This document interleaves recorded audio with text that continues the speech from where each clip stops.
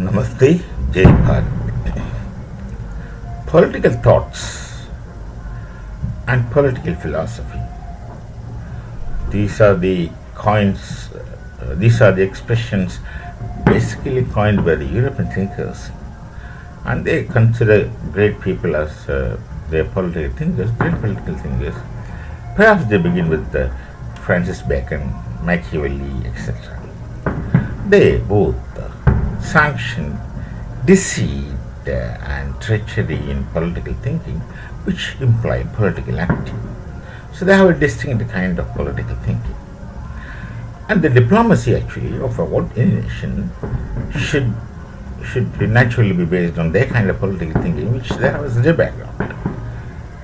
If you talk about Bharat, it's much before they have ever been civilized. Bharat is a civilized society which can't be just disputed. They're there in the history whether you like it or not. And we had also developed thinking in all possible areas of knowledge. There's no area of knowledge left untouched by the Bharati scholars, right from Kama Sutra to Vedanta. I think that's conclusive.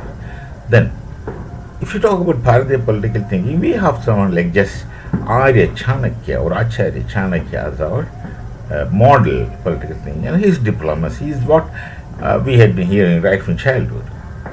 Though, of course, the European education has not understood this, and they have never taken care of this in our present curriculum, but nonetheless, this existed through our Sanskriti, and it's available to us.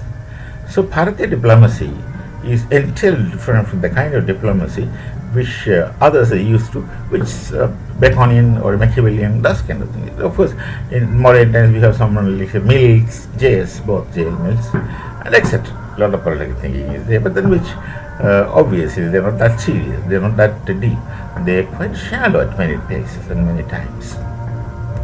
So let's see, the Chanakya Niti, what we call in Bharat, is terribly diplomatic, in the sense very sophisticated, fine kinds of diplomacy. You can take Arthashastra and read, or you can read anything from the net on Chanakya Niti. Chanakya is called as Chanakya because his father's name was Chanaka. So the son of, he's known with his father's name, so Chanakya. His original name was Vishnugupta, and he's also nicknamed as Kautilya because he has some kind of diplomacy which carries Kutilda. I don't know how to translate this word in English, but then real diplomacy is that. Now the thing in question which I am trying to address is simply this: the Taliban and Bharat relation as in today. Taliban is not the first time that's coming into Pakistan. It came before, long before. We know the Taliban of the past, long before. Right? I don't know how many times exactly, how many years. I don't know. I would travel. That Taliban is so conspicuous to our history, our mind, is because they have destroyed the Bahmian Buddhas. Because it's a religious regime, it's a kind of Islamic regime. Islam, as it is happening all over the world, Islam as one understands. I don't think that each one's understanding is conclusive. So, as people understand their religions differently in different places at different times, and this Taliban's understanding of Islam, that first Taliban I'm telling, had been very rigid, and then of course there was intervention from the US, there all kinds of battle, war, everything. Finally, the Taliban is over there in Afghanistan, and they come to democracy. So when they came to democracy, Hamid, the president, Karzai, Hamid Karzai, the president, has had great and deep relations with Bharat. The relationship between the people of Bharat and the people of Afghanistan, it's not just happening overnight. See, the Afghanis used to be an integral part of Bharatiya Sanskriti in the past. That's at least until they become Muslims. They were Hindus on the first, and they were Hindus, and then subsequently Buddhists to a large extent. That's why we have this Bahmian Buddhas in Afghanistan then, which of course got destroyed during the first Taliban's regime. Second time it was a democracy. During democracy, Bharat and Afghanistan came very close, and the people to people, this relation. This is very important. The people-to-people relation becomes very important. They trust us. So the Afghanis knew, the Pathans knew, Pathans and the Pashtuns, whoever it is, the people of Afghanistan knew that Bharat is a trustworthy friend. They have great respect to Hindu Dharma. They know Hindu Dharma, they are aware of Hindu Dharma, they have great respect. And they know how the Hindu treats any other faith, be it Islam, be it Christianity, be it anything. And you ask the Jews, they are the best examples, they will say how Hindus treat the Jews and still treating the Jews. So this is there, demonstrated in the world. And it's there in our each steps exhibited. So the people-to-people relation is very, very centuries old. So during the time of democracy, that time in concise time, Bharat had gone close to Afghan people and started investing and making a lot of developmental programs. Bharat invested in infrastructural development, and Bharat created, actually Bharat built their parliament for them, and they put dams and roads and bridges and schools even. All these things were done in in Afghanistan by Bharat. And then there was again some change. This present Taliban came into existence, and naturally we would expect this Taliban would also be like the other Taliban which ruled then. Though they were promising at that time that they will be different, of course, subsequently and slowly they are trying to show that they are different from the first kind of Afghans, Taliban. So what Bharat did, this is the finest diplomacy you can see in the world. What Bharat did, the Taliban, the present Taliban, had no objection to Bharat continuing their development programs. Whatever may be the case, the diplomacy of Bharat took the risk of continuing investing in Afghanistan's development projects. So that let the relations continue. The relation did not begin overnight. It did not begin yesterday. So it kept going. It continued. And in time, so we have not recognized them officially as a nation, like all other nations are not recognized, but we could speak to them. The people-to-people contact is that. Even the Turkey, which is hostile to Bharat, the people-to-people relation is there. Given any chance, we become friends for nothing, just like that. So that's the same case with Afghanistan. The Afghan people knew the Hindus; they just called us as Hindus, irrespective of faith system, and we had great relations. So the development continued. There is another side of story from a very different kind of diplomacy of Pakistan. Pakistan was helping Taliban to form government in the beginning, and Pakistan even took so many refugees from Afghanistan, and interestingly, that was a kind of trade for them. You get the Afghan refugees today in Pakistan, and you get dollars from UN, some other states, America, whatever it is. So they wanted that money, and for that sake, they kept all these people. And the sooner that money ceased to come, Pakistan ousted them from Pakistan. Now, this is another kind of dirty diplomacy.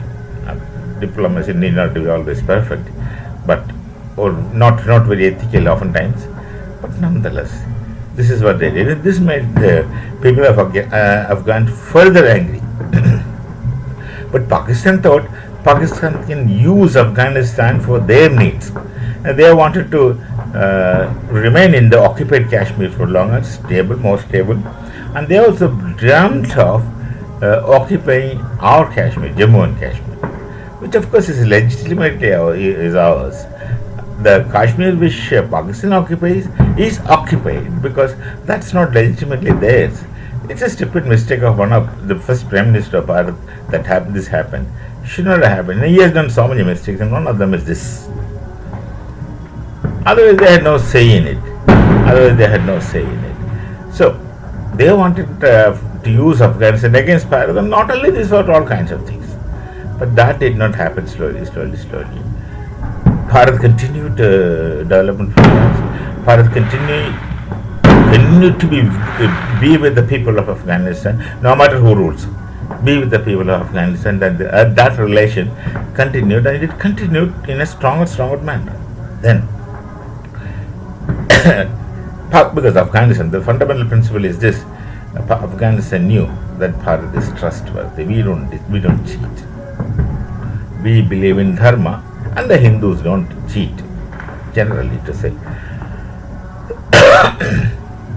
so the relations became very strong. Then Pakistan makes an airstrike, and then Afghanistan retaliates. And that time, of course, Bharat clearly took a stand saying that Pakistan is wrong. They have attacked Afghanistan. And naturally, this Pakistan, I don't know what kind of training they get, Pakistani Air Force, they had no precision bombing. Their precision bombing went wrong, obviously, so it's not no more precision bombing. Civilians got killed, women, children, etc. That, of course, is a serious matter, and for which Bharat stood by Afghanistan. Now, Pakistan had a lot of expectations from Taliban, but nothing worked out. The basic thing is Pakistan's rule, whatever, they're not straightforward.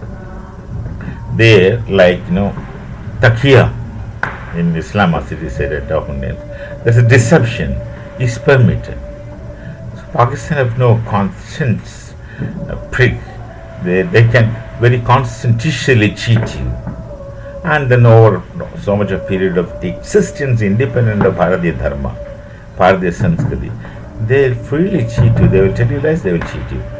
And other thing which is more important, they're fundamentally indisciplined. Whereas there's an internal law of reason with the Bharatiya Dharma, that is, let's call it as an inner law of reason. There's something like inner law of reason. We call it a dharma, and that doesn't permit us to make mistakes. So there are deceits and deceptions and lies on the one hand. Here, of course, openness and friendliness. It's natural, the people of Pakistan. And then their Taliban rule itself is very close to Bharat. They trust us. Yes, that's a point. You should be trustworthy.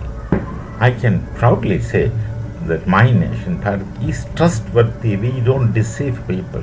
And one more thing, we have not attacked anyone in the beginning. We have not proacted. We have only reacted when situations demanded so. We are not proactive. We are not attackers. We don't want anyone's land. But we can't afford to let someone else take our land. So we resist. And we don't resist lies with lies. We know how to resist lies with truthfulness.